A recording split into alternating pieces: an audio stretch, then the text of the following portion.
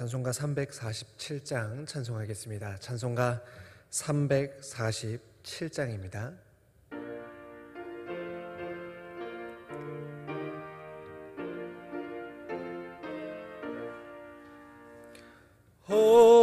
허락하신 새 땅에 들어가려면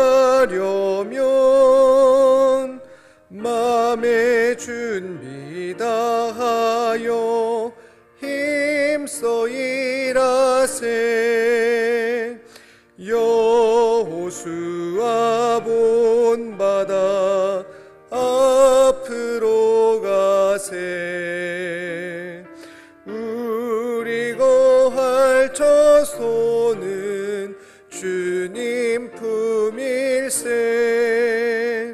시험 환난 당해도 낙심 말고서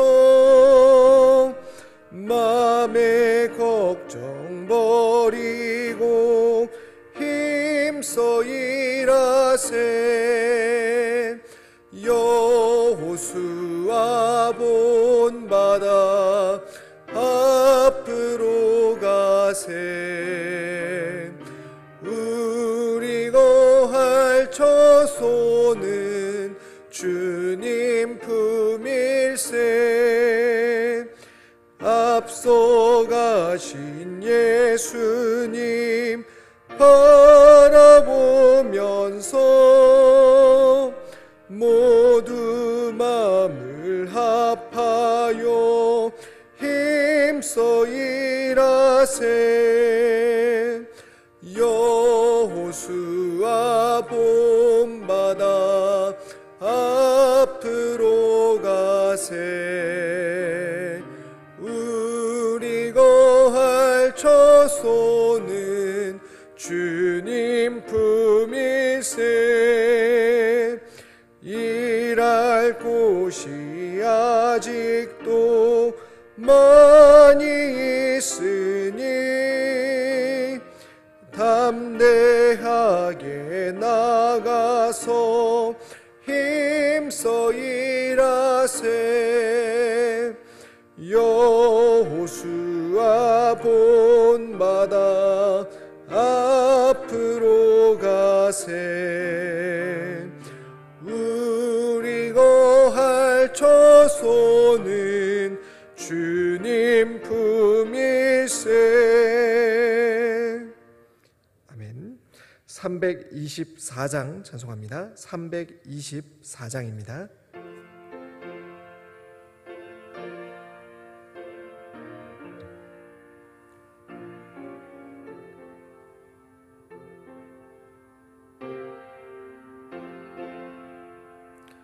예수 나를 오라네.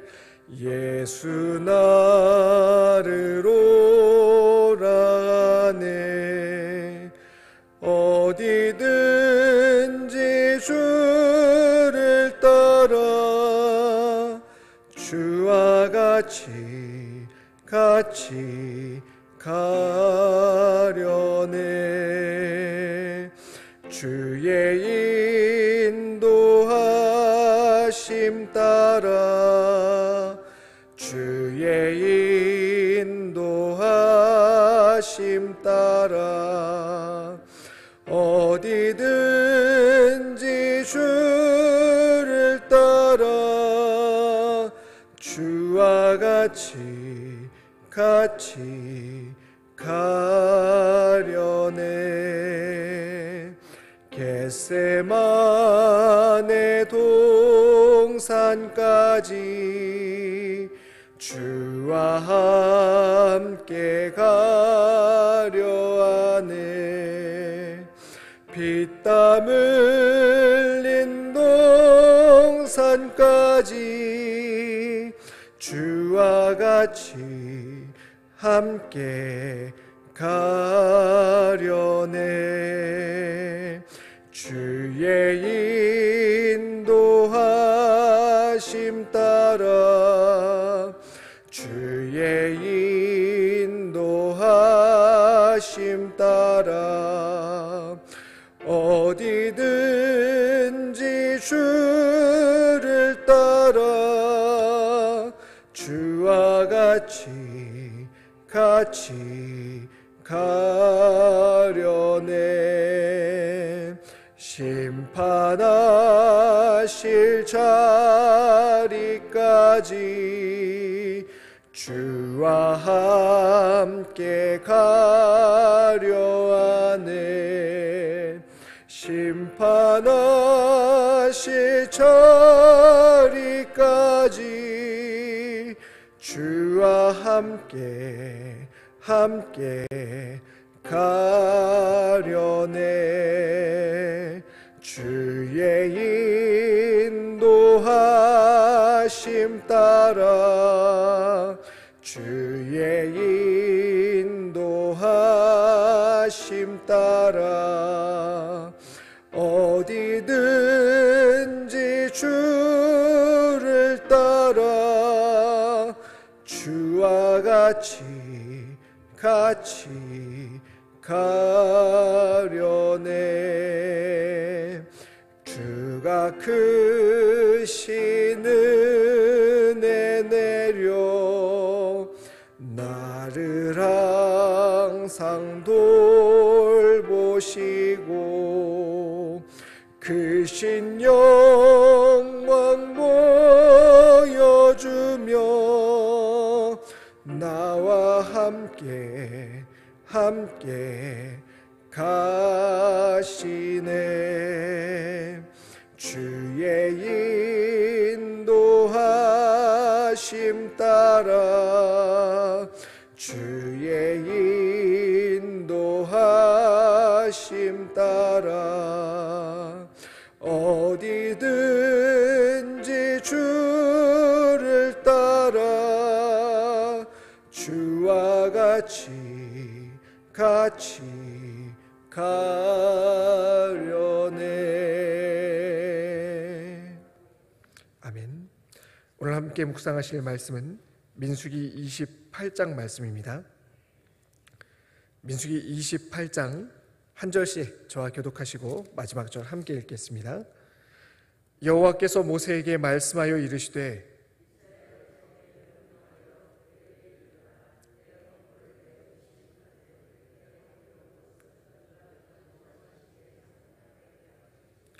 또 그들에게 이르라. 너희가 여호와께 드릴 화제는 이러하니 1년 되고 흠없는 순양을 매일 2마리씩 상번제로 드리되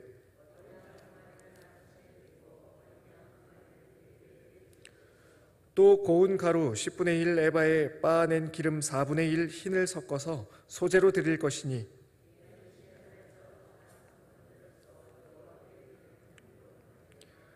또 그 전제는 어린 양 한 마리에 4분의 1 흰을 드리되 거룩한 곳에서 여호와께 독주의 전제를 부어드릴 것이며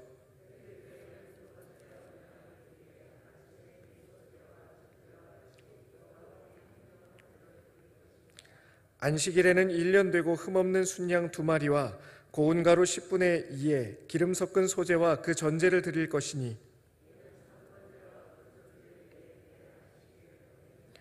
초하루에는 숫송아지 2마리와 순양 1마리와 1년 되고 흠없는 순양 7마리로 여호와께 번제를 드리되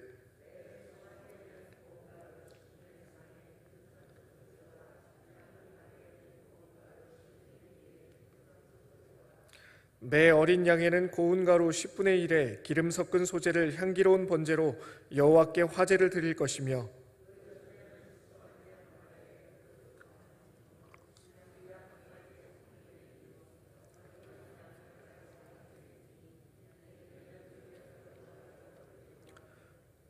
또 상번제와 그 전제 외에 순염소 1마리를 속죄제로 여호와께 드릴 것이니라.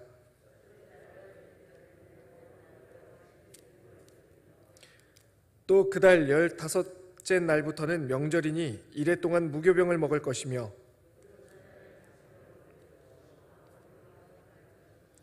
수송아지 2마리와 순양 1마리와 1년 된 순양 7마리를 다 흠없는 것으로 여호와께 화제를 드려 번제가 되게 할 것이며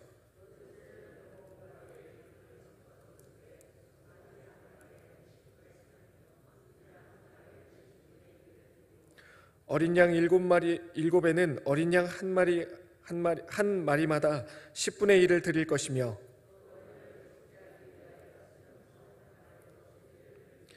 아침의 번제 곧 상번제 외에 그것들을 드릴 것이니라.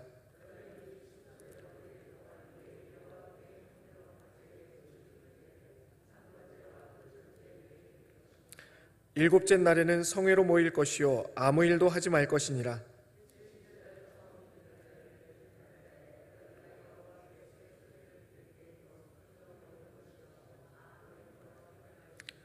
수송아지 2마리와 순양 1마리와 1년 된 순양 7마리로 여호와께 향기로운 번제를 드릴 것이며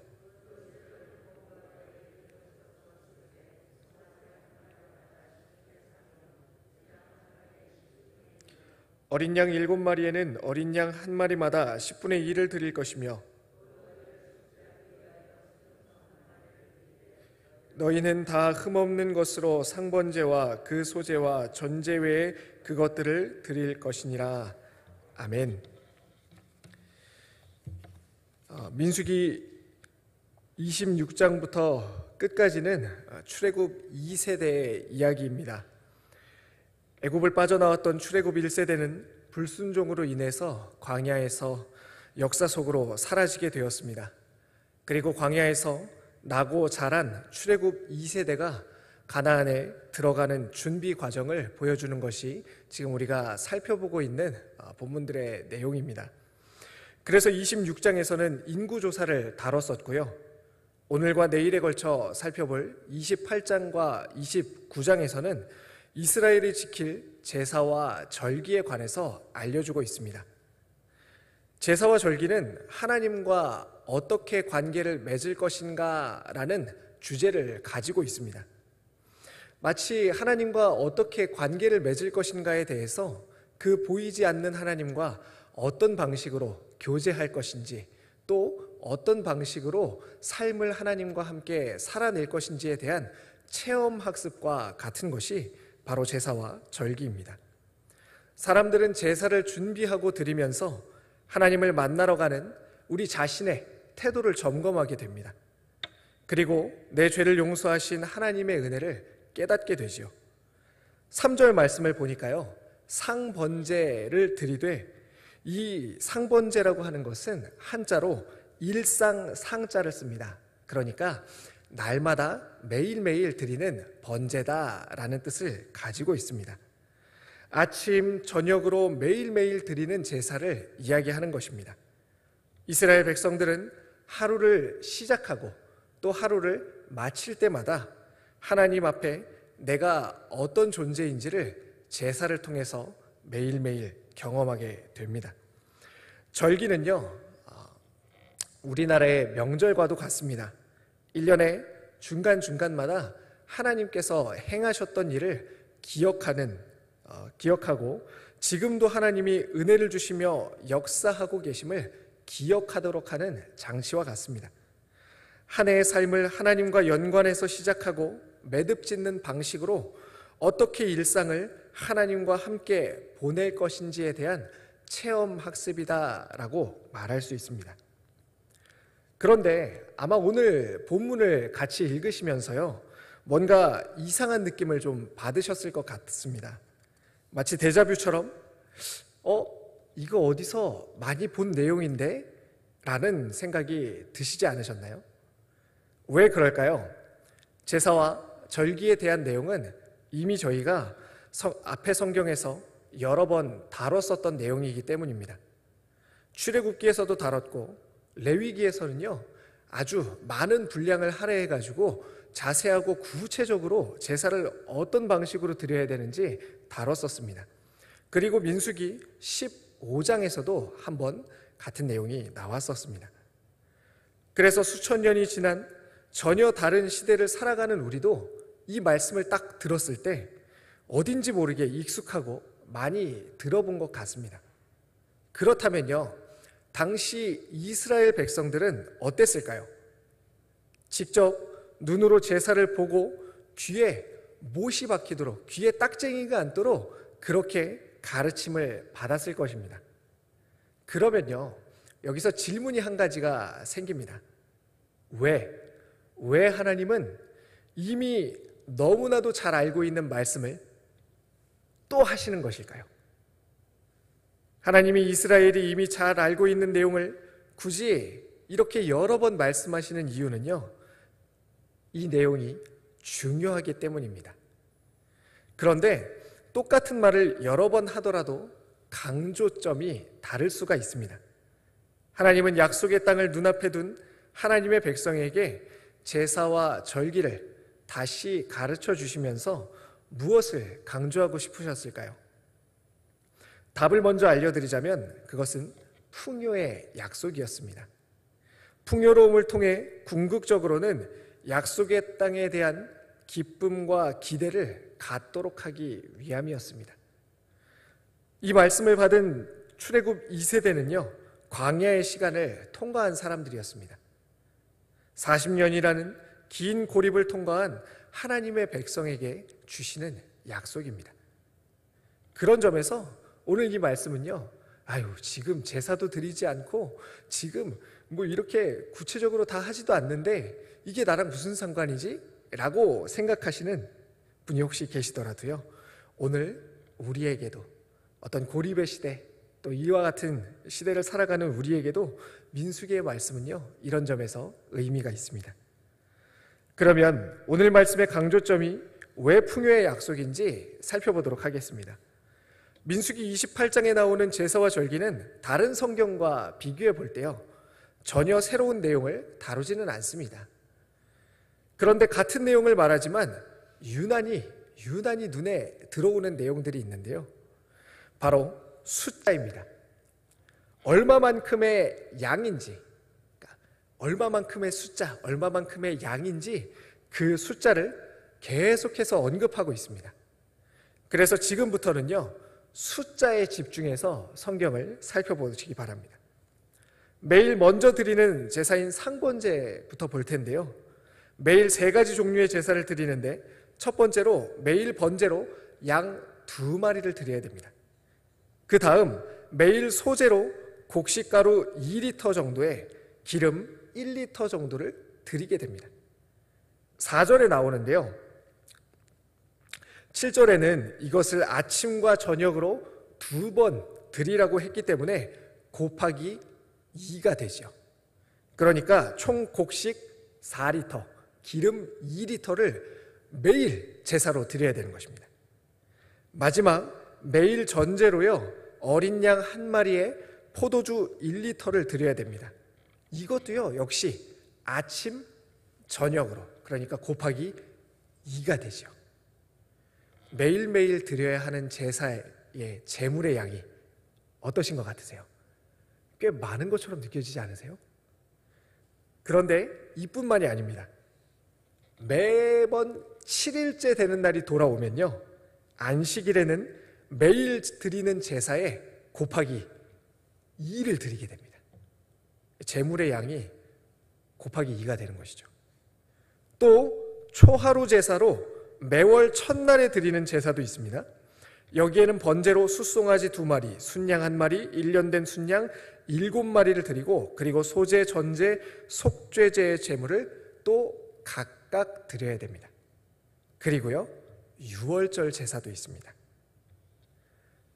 이게 전체 본문에 있는 숫자를 다 설명드린 게 아닌데도, 아주 간단하게만 살펴봤는데도 저는 이런 생각이 좀 드는 것 같아요. 이 많은 제물을 다 어디서 구하지?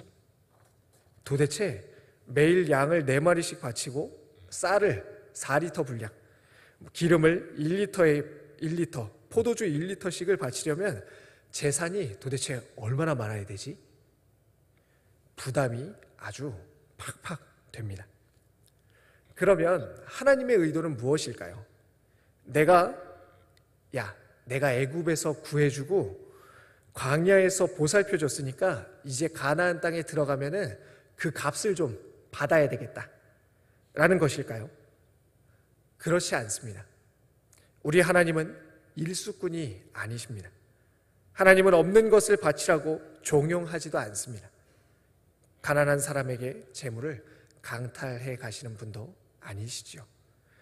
그래서 이제 생각을요, 살짝 뒤집어 보면은 하나님의 축복과 은혜가 이 안에서 보이게 됩니다. 하나님께서 이만큼 많이 바치라는 것은 부담을 주시려는 게 아니라 그만큼 채워 주시겠다는 뜻이기 때문입니다.